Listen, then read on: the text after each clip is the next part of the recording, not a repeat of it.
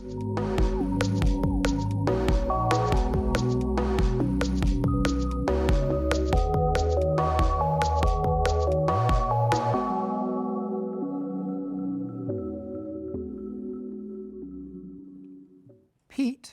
is dead, partially decayed remains of vegetation.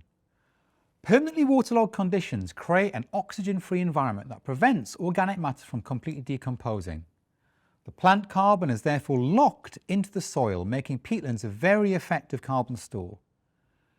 Peatlands grow slowly and can keep accumulating for thousands of years, gradually taking carbon out of the atmosphere and locking it into the land.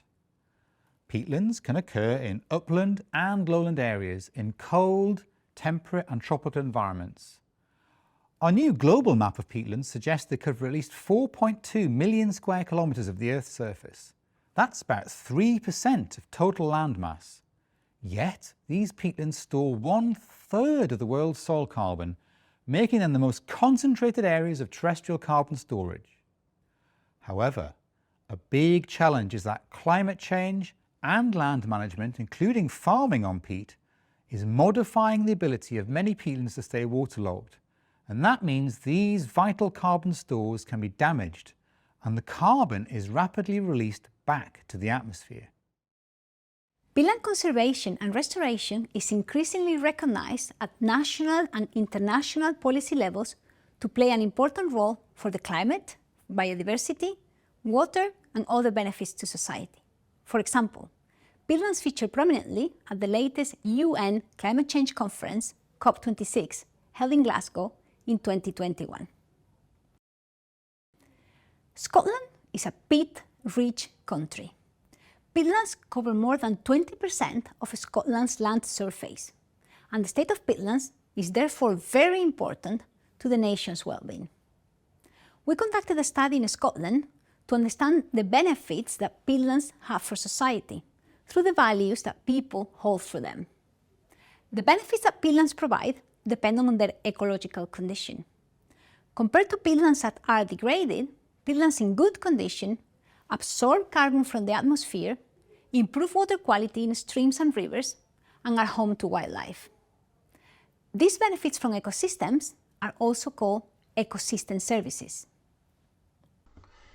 In our study, we asked a representative sample of the Scottish population about their willingness to pay to improve the condition of Scotland's peatland. Willingness to pay is a measure of economic value. It measures the maximum amount a person would be willing to give up in exchange for more of a desirable good or service, or to avoid being exposed to more of something undesirable. In our study, we use it to arrive at an estimate of the economic benefits of ecosystem services provided by restored peatland. According to economic theory, the preferences we have when we consume different goods and services reveal something about the values we have for them. Economists assume that humans make decisions rationally to maximize their utility, and utility means here well-being, satisfaction, pleasure, or happiness. Individual preferences are revealed in markets through people's decisions to spend or not to spend money on different goods and services. Value is measured in terms of exchange value. How much something is valued shows in how much is exchanged in some other valuable good to obtain it. So in environmental valuation, the amount of money that people are willing to pay is used as a proxy for measuring the change in utility, well-being, or satisfaction related to that environmental change. Some ecosystem services, such as timber or food crops, are traded in markets. However, many ecosystem services provided by peatlands are not traded in markets or cannot be associated with any traded goods. That includes, for example, water quality or biodiversity. Additionally, people may also place a value on simply knowing that there is an environmental improvement. If we cannot value ecosystem services using preferences revealed through choices in real existing markets, we can create hypothetical markets and observe choices that people make in them. This type of valuation method is called stated preference method, and that is the one that we used in our survey in Scotland. In the survey, we asked respondents to make choices that allow us to estimate how much they would be willing to pay to increase the share of Scottish peatlands that is in improved ecological condition. So, the environmental change that the monetary value estimate relates to is a move from a situation in which a greater share of the peatlands are in bad ecological condition to a situation in which a greater share of peatland is in good ecological condition.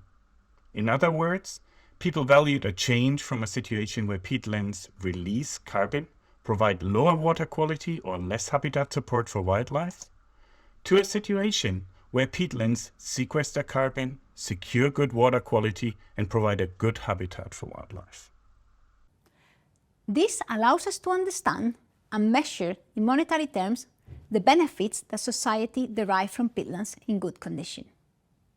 For example, in this study in Scotland, we found that the values for improvement from peatlands in bad or intermediary condition to good condition range from 127 to 500 pounds per hectare per year, depending on location. This allows us to compare the benefits of peatland restoration with the cost of the interventions needed for such restoration in a cost-benefit analysis. For example, in the Scottish study, we found that restoring peatlands generate net benefits of 7.9 million per year. This allows to inform value for money decisions into the future and to assess policy targets to evaluate whether the public investment is worthwhile from an economic perspective.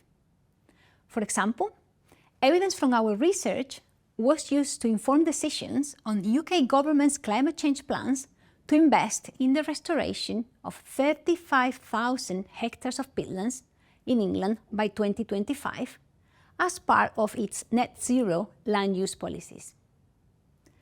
This information can also provide the basis to payment for ecosystem services or other reward or market-based instruments by which public or private agents compensate those who take action to protect ecosystems. While monetary valuation methods like this one has its limitations and also its critics, it also helps with raising awareness about the importance of the ecosystem services provided by nature, as shown by the media attention that our peatland study received.